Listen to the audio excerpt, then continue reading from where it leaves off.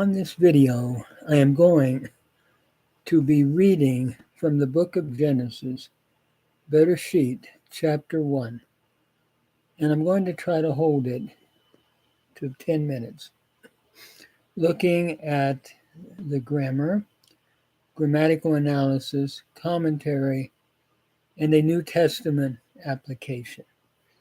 So it reads, Bereshit bara Elohim et ha-shamayim ve'et ha'aretz. In the beginning, God created the heaven and the earth, meaning the universe. Bereshit, Be is a preposition in, Reshit means beginning.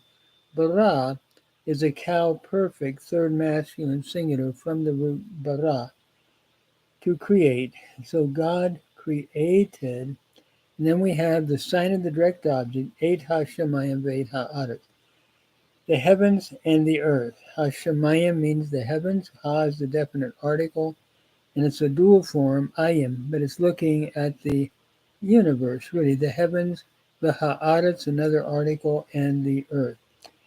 This looks at God as the creator of all things in the beginning. It's interesting when we do a comparison of this with Enuma Elish, the Babylonian account of creation. We don't start with God, we start with Apsu and Tiamat, merging their waters. The male and female gods, so to speak, the waters are merged, and minor gods are born, a theogony of gods. And it goes on at that point to talk about what happens. But here, God is, there's no theogony of God. This is a tremendous statement of monotheism. In the beginning, God created the heaven and the earth. Then in verse 2, V'ha'aretz hayata tohu vavohu, v'choshek al panei tahom, v'ruach Elohim merachefet al panei hamayim. Now the earth, and it's emphatic here, now the earth, hayata tohu vavohu, was formless and empty. Hayata is a cow perfect, third feminine singular from haya, to be. So the earth was formless and empty, v'choshek al panei tahom, and darkness was upon the face of the tahom. Tahom looks at like the world ocean. Darkness was upon it. V'ruach Elohim merachefet al panei hamayim, and the Spirit of God was hovering over the face of the waters. The participle merachefet is from racha. It's a PL participle, feminine singular from racha, going with ruach. So the Spirit of God was hovering over the face of the waters. Here we see God, and we see God's Spirit hovering over the face of the waters. Some want to translate this as soaring over the face of the waters. But at any rate, we move on in verse 3. Vayomer Elohim yehi or vayehi or. And God said, let there be light, and there was light. Vayomer is from the verb amar, to say. It's the cow imperfect, third masculine singular, with the vav consecutive, and God said, yehi or, let there be light. Yehi is from the root haya, to be.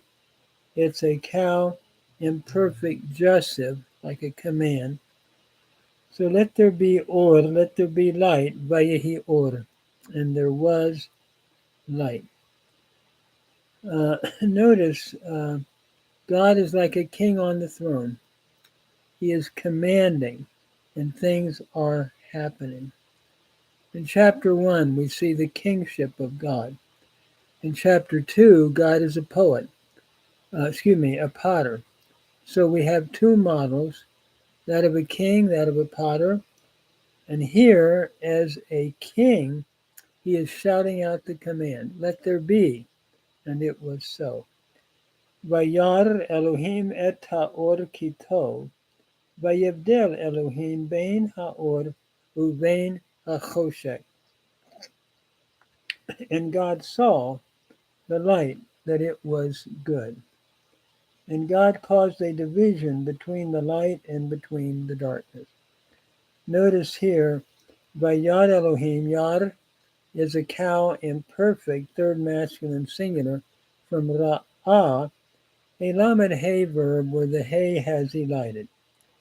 And God saw, with a vav conversive or vav consecutive, God saw the light, ha'or, kitov, that it was good.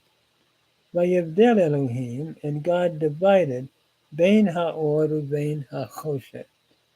God divided between the light and between the darkness. Notice Vayavdel is from the root badal, to divide. And here we have a hifil imperfect, third masculine singular, with a vav consecutive. And notice we have an ai, a pasak seri, thematic vowel pattern looking at a hifil stem. So God caused a division between the light and between the darkness. So he's dividing the two. And then verse 5.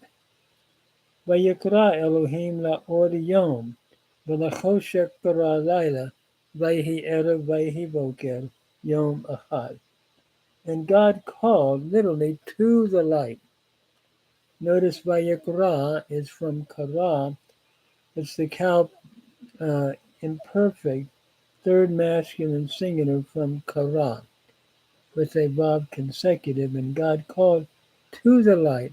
La'or, you have the definite article in the comments under the preposition the lamed, so God called literally to the light, and it's like he said yom. Your name is going to be day. Here we see the king giving the command. V'lachoshek bara laila, and to the darkness he called night. It's sort of like he said night. Your name is going to be night. And then Vayehi Erev Vayehi Boker Yom Achad. And there was evening, and there was morning, Boker Yom Achad. One day. Notice here, Vayehi is a cow imperfect, third masculine singular from the root Hayah, with a vav consecutive, and there was evening. To the light God called, and there was evening, and there was morning, one day. Now it's striking as I look at this, what a difference between, as I said, Enuma Elish, the Babylonian account, and here, where gods are merging their waters to form a theogony. Here, God is by himself. We see a wonderful monotheism here.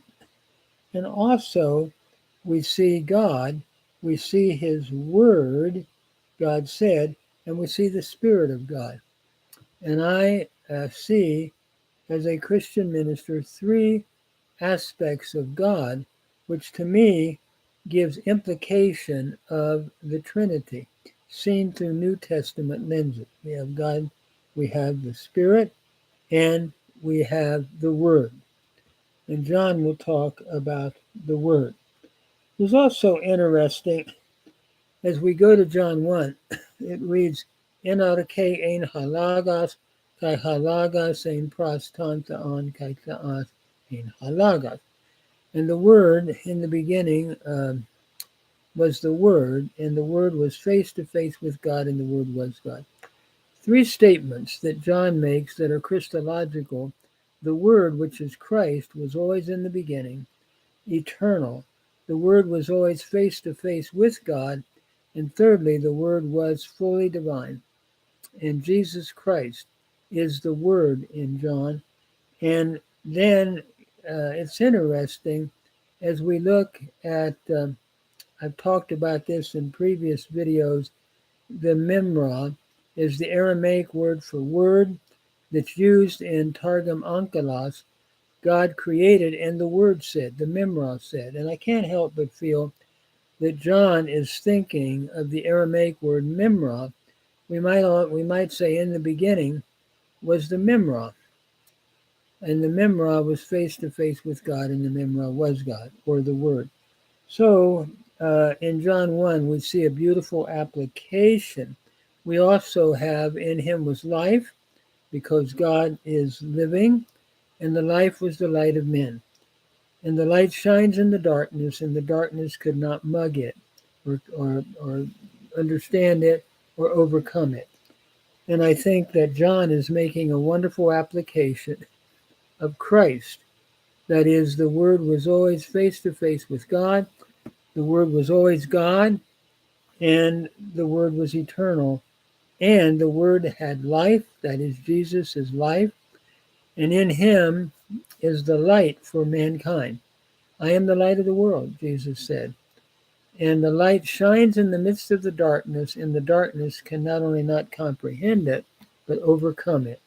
The Greek word kateleven has a double meaning in John 1 of comprehending or overcoming. And both are true.